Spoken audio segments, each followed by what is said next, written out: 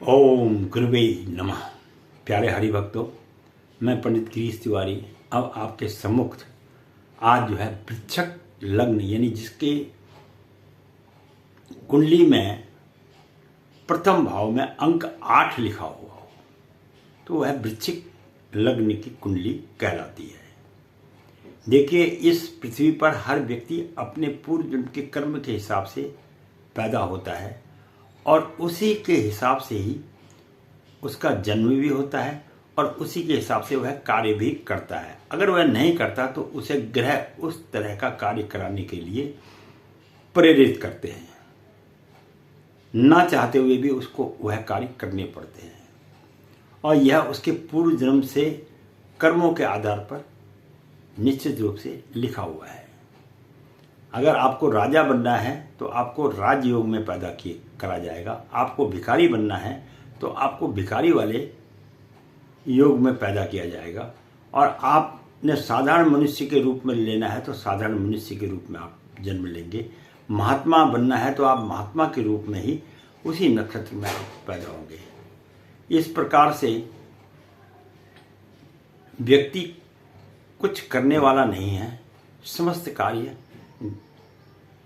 प्रभु की इच्छा के अनुसार होता है और उसी हिसाब से वह इस पृथ्वी पर जन्म भी लेता है। जितना मर्जी आप कोशिश कर लीजिए, जो मर्जी ऊपर वाले के होता वही है। अब इसमें ज्योतिष बतलाने का जो कारण है उसमें केवल एक ही है कि आपने जो कर्म किए हैं वो तो उसका तो निदान, उसका समाधान तो आपको ही करना पड़ेगा, पर करना कैसे है, उससे आपको मुक्ति कैसे मिलेगी, उसके विषय में आप ज्योतिषाचार्य के द्वारा समझ सकते हैं। अगर पेपर देना है तो अध्ययन तो आपको ही करना पड़ेगा। इसी प्रकार से जो कष्ट आपने पूर्व जन्म में लोगों को दिए हैं, उन कष्टों का जो निवारण है वो आपको ही करना है और उन कष्टों का निवारण करने के लिए ही आपका इस पृथ्वी पर जन्म हुआ है। इसीलिए इसे मृत्यु लोक कहा जाता है। बहुत ही सुंदर विषय है। तो आज हम बताएंगे वृश्चिक लग्न है, ये जो है 8वां अंक कहलाता है लग्न में। यानी जन्म पत्री में अगर प्रथम भाव में 8 अंक लिखा तो वृश्चिक लग्न बनता है। अब वृश्चिक लग्न जो है, लग्न से आदमी के संपूर्ण शरीर के बारे में विवरण किया जाता है कि वह किस प्रकार का शरीर होगा, कैसा व्यक्ति होगा, क्या उसका नेचर होगा। यह तमाम चीज़ें जो है लग्न के आधार पर निर्धारित होती हैं। लेकिन दशाएं और अंतर्दशाएं ये सब उसकी राशि पर निर्भर करती हैं। ज्योतिष अपने में एक अद्भुत विषय है। तो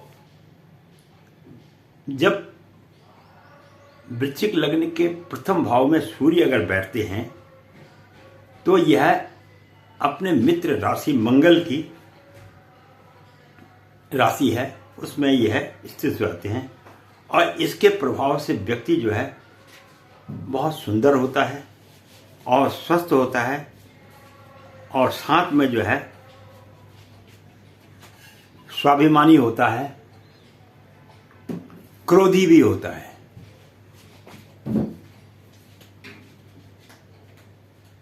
और साथ में जो है प्रभावशाली भी होता है। ऐसा व्यक्ति जो है प्रभावशाली भी होता है और गौरव युक्त भी होता है। उसके अंदर में गौरव युक्त भी व्यक्ति, ऐसा व्यक्ति माना गया है। उसे पिता, राज्य एवं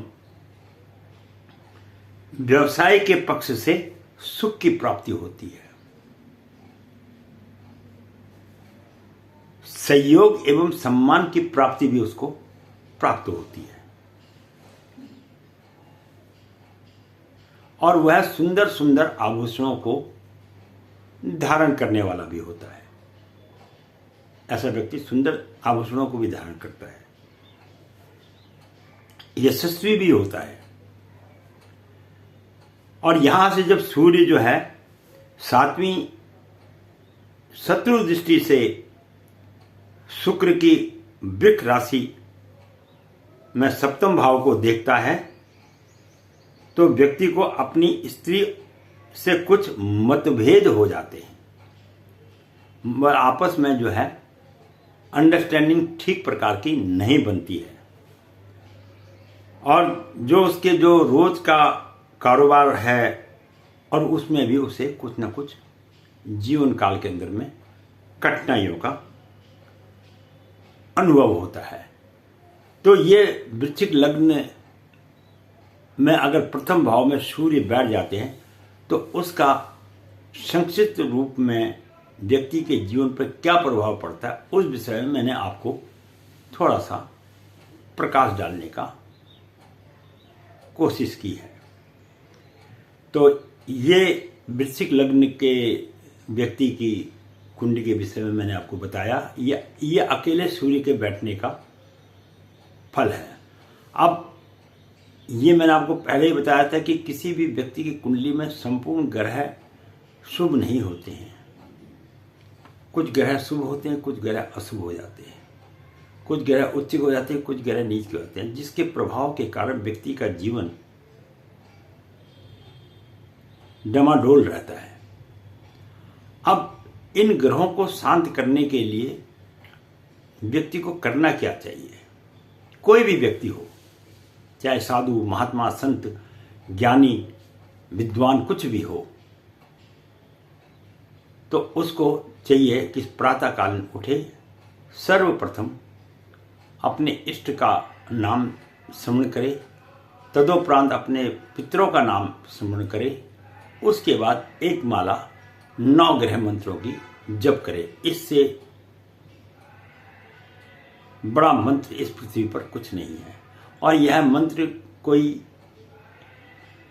पंडित गिरीश तिवारी अपने मन से नहीं बोल रहा है, ये देवों के द्वारा रचा हुआ मंत्र है, ऋषियों मुनियों के द्वारा रचा हुआ मंत्र है, जिसके कारण सभी ग्रहों को शांत करने के लिए एक मंत्र दिया गया है। उसको बोलते हैं 9 ग्रह मंत्र। यानी एक ही मंत्र में समस्त ग्रह आ जाते हैं। तो उसकी 108 माला 108 बार उसको पढ़ लेना प्रतिदिन। एक माला अगर आप करेंगे तो उसमें 108 दाने होते हैं। तो उनको जप करने से सारे के सारे, क्योंकि अधिक समय ना होने के कारण आपके 5 मिनट के अंदर में ये माला संपूर्ण हो जाती है। तो वह मंत्र है ओम ब्रह्मा मुरारी त्रिपुरांतकारी भानु शशि भूमि सुतो बुधस्य गुरुचस्य शुक्र शनि राहु केतुवे सर्वे ग्रह शांति करा भवन्तु। तो इस मंत्र का जप करें। उसके बाद फिर देखिए जीवन के अंदर में कितना आनंद की अनुभूति होती है और किस प्रकार से आपके बिगड़े हुए कार्य स्वयं पर स्वयं बनने शुरू हो जाएंगे।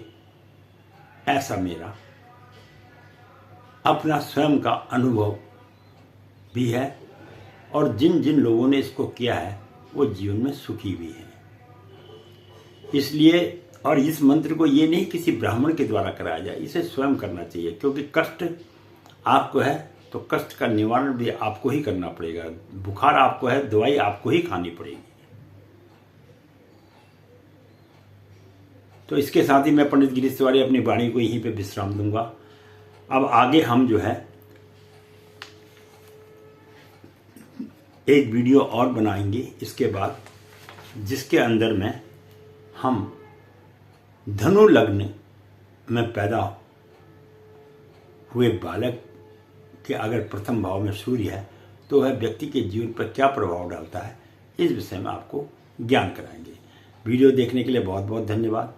बाकी मैं लोगों से बार बार लाइक कर दो, सब्सक्राइब कर दो, व्यूज़ दे दो, और अगर आपको कोई चीज़ समझ में नहीं आती है तो आप अपने विचार प्रकट कर सकते हैं। बाकी हमारा भी अपने में एक सम्मान है। हम नहीं कहते आप व्यूज़ को लाइक करिए, ये करिए। अगर आपको वीडियो समझ में आती है, अच्छी लगती है, तो अपने विचार जोड़ दीजिएगा, ताकि मुझे आपको समझाने के लिए कुछ विचारों का मिलना भी आवश्यक है। धन्यवाद।